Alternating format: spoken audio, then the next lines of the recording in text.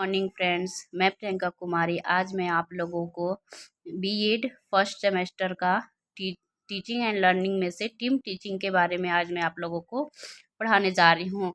Topic का नाम है टीम टीचिंग। इसका मतलब होता है दल शिक्षण। दल यानी टोली शिक्षण। इंट्रोडक्शन में है, इसका परिचय आप पहले देख लीजिए। दल यानी टोली शिक्षण मतलब क्या होता है। तो इस पद्धति में अध्यापकों का एक समूह एक ही समय समान कक्षा में जाता है, यानी एक ही क्लास में दो या दो से अधिक शिक्षक एक ही कक्षा में जाएंगे तथा दूसरे को परस्पर सहयोग से छात्रों को पढ़ाते हैं। टीम टीचिंग प्रविधि का एक विकास संयुक्त राज्य अमेरिका में हुआ था। इसका विकास सबसे पहले संयुक्त राज्य अमेरिका यानी यूएसए में हुआ था। हार्वर्ड विश्वविद्यालय में सबसे पहले इसका प्रयोग किया गया।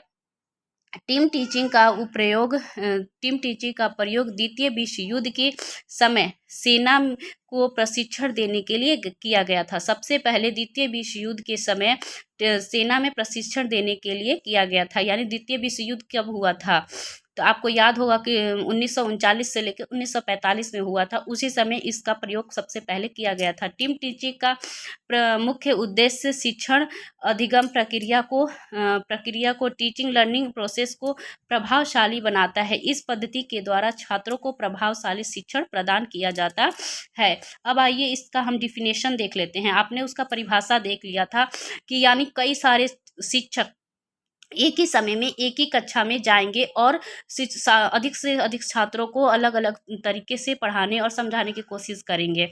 और इसका प्रयोग सबसे पहले हार्वर्ड विश्वविद्यालय में सबसे पहले इसका उपयोग किया गया था और इसका सबसे पहले द्वितीय विश्वविद्यालय में इस सेना में प्रशिक्षण देने के लिए भी प्रयोग किया गया था। अब इसका डिफिनेशन देख लीजिए। कार्लो आल्सन के अनुसार दल शिक्षण यानी टीम टीचिंग अनुदेशन परिस्थितियों को उत्पन्न करने की वह विधि है जिनमें दो या दो से अधिक जब भी टीम टीचिंग बनेगा। दल कब बनता है, जब यह दो या दो से अधिक अध्यापक रहेंगे, तो जिसमें दो या दो से अधिक अध्यापक अपने ही कौशल तथा शिक्षण योजना को छात्रों के समूहों को शिक्षण में सहायता करते हैं, जिसमें योजना प्रयोग में लाई जाती है, तो उसे हम क्या बोलते हैं, टीम टीचिंग।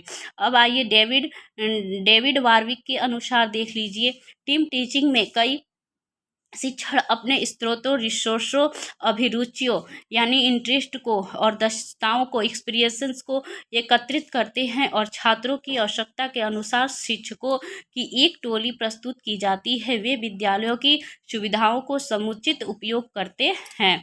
अब देखिए टोली शिक्षण की विशेषताएं क्या है।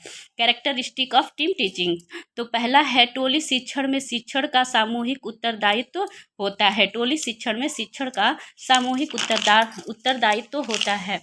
अब आइए देख लीजिए। टोली शिक्षण में दो या दो से अधिक अध्यापक एक साथ एक ही कक्षा में छात्रों को अनुदेशन प्रदान करते हैं।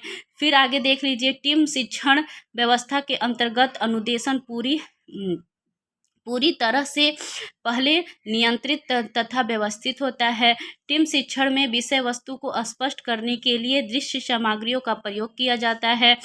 फिर लिख रहा है दृश्य सामग्रियों की टीम शिक्षण में अलग अलग प्रविधियों के द्वारा दृश्य सामग्रियों का प्रयोग किया जाता है।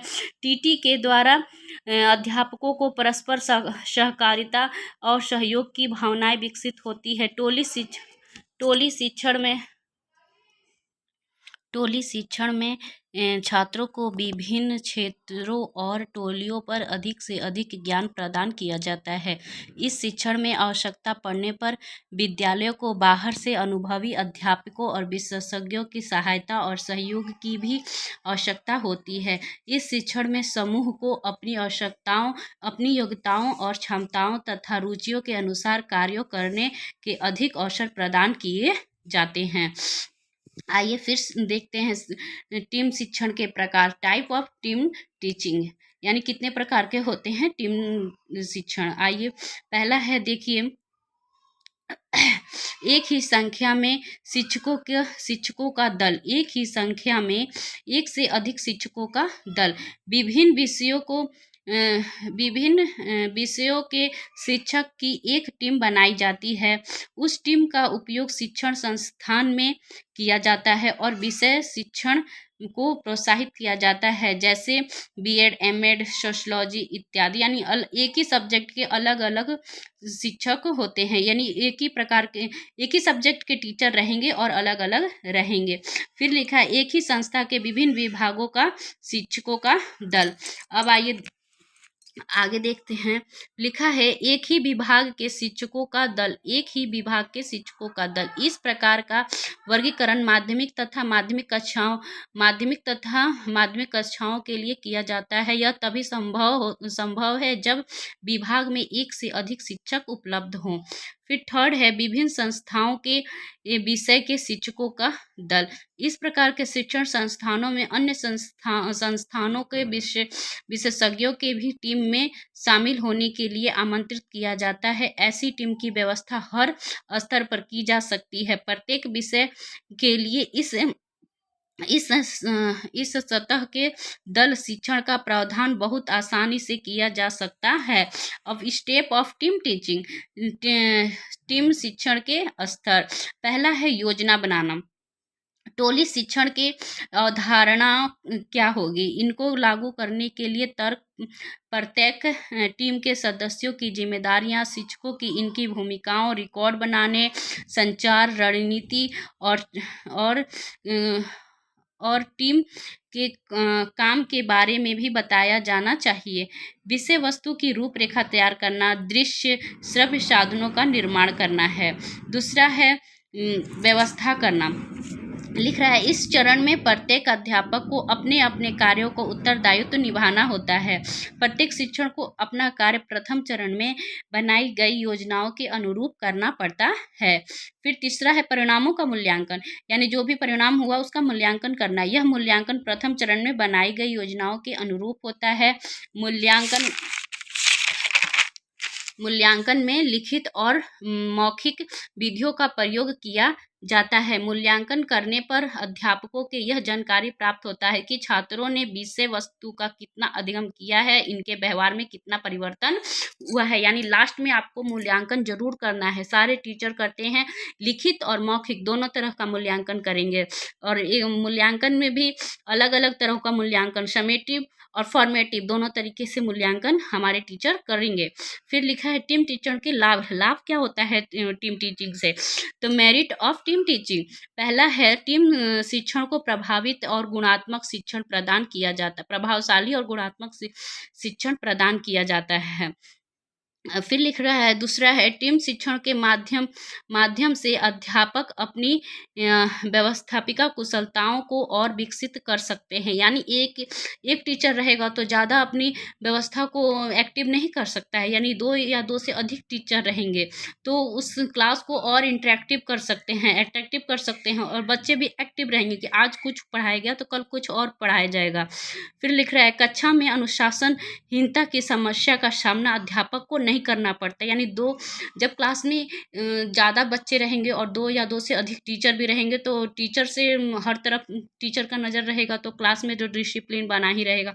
फिर इस शिक्षण में उच्च सामाजिक गुणों का विकास होता है। इस शिक्षण द्वारा दृश्य श्रव्य साधनों का प्रयोग करना संभव हो जाता है। छात्रों और अध्यापकों को प्रतियोगिता की संभावना विकास हो जाता है। टीम शिक्षण द्वारा सामूहिक कार्य करने के प्रेरणा मिलती है। मनोवैज्ञानिक सिद्धांतों का पालन किया जाता है। टीम शिक्षण में वाद विवाद को प्रमुख स्थान दिया जाता है, जिसमें छात्रों और अध्यापकों नए ज्ञान की प्राप्ति के अवसर मिल सकते हैं। तो उसमें क्या होता है, टीम टीचर रहेगा तो बहुत सारे बच्चे रहेंगे तो टीचर भी तो दो से अधिक ही रहेंगे, तो प्रश्नों का जवाब दे सकते हैं और डिस्कशन भी हो सकता है, क्योंकि अलग अलग तरीके टीचर रहेंगे तो अलग अलग तरीक़े से पढ़ाएंगे। जैसे मान लो एक टीचिंग मेथड से समझ में नहीं आ रहा तो दूसरा टीचिंग मेथड दूसरे टीचर यूज करेंगे कि इस टॉपिक से आपको नहीं समझ में आ रहा है, इस ट्रिक से नहीं आ रहा तो दूसरे ट्रिक से उसको आपको समझाएंगे।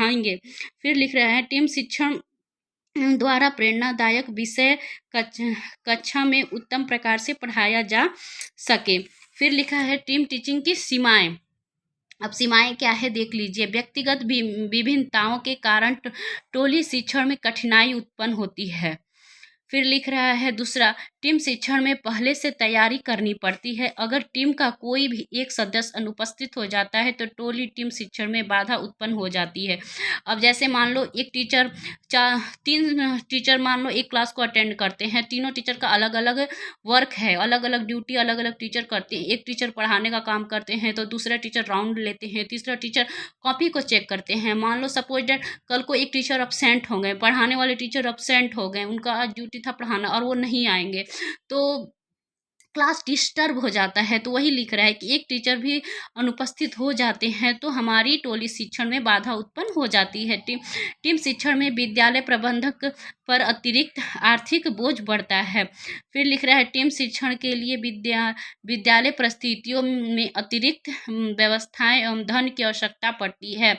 इसलिए पड़ती है क्योंकि टीम टीचर में अधिक क्या मटेरियल यूज करना पड़ता है, क्योंकि हर एक टीचर अलग अलग अपना पढ़ाने का मॉडल अलग अलग तरीका अपना यूज करेंगे तो उसमें ज़्यादा मटेरियल का यूज होगा। तो इसलिए बोल रहा है कि व्यवस्थाएं और धन की आवश्यकता पड़ती है। टीम शिक्षण की सफलता परस्पर सहयोग और सहकारिता पर आधारित होती है। सहयोग और सहकारिता की मात्रा दल की सदस्यों से कम पाई जाती है, टीम शिक्षण सफल नहीं हो पाता है। यानी बहुत जगह पे टीम शिक्षण सफल नहीं होता है। ये छोटे स्तर पे बच्चों के लिए नहीं होता है, ये बड़े क्लास में वर्गों के लिए ये सफल हो जाता है, ले नहीं तो ये नहीं हो पाता है। अब इसका कंक्लूजन देख लीजिए। निष्कर्ष में कहा जा सकता है कि टीम शिक्षण में अनेक लाभ हैं।